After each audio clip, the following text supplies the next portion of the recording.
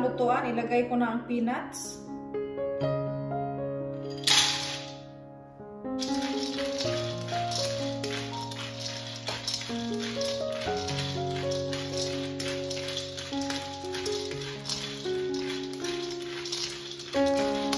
Luto na ito, tanggalin ko na. Palamigin muna natin, saka natin i-blender. Ilagay ko na ang peanuts.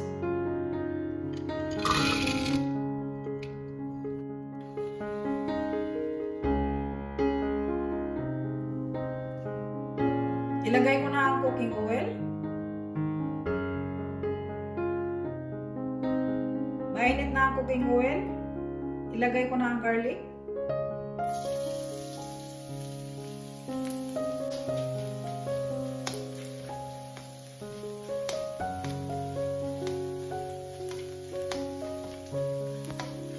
Hintayin na natin mag-brown. Ayan, nag-brown na. So, ilagay ko na ang peanut butter.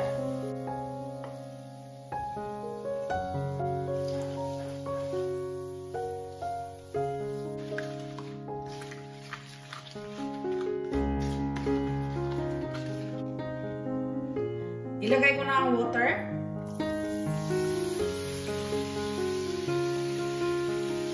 I-mix lang natin.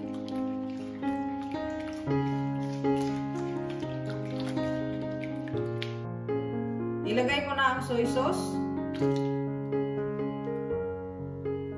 Ilagay ko na ang brown sugar. I-mix lang natin. Ilagay ko na ang cornstarch.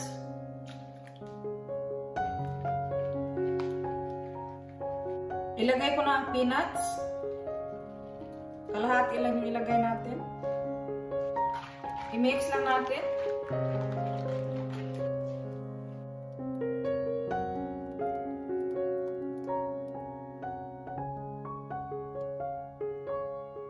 Ilagay ko na ang peanuts.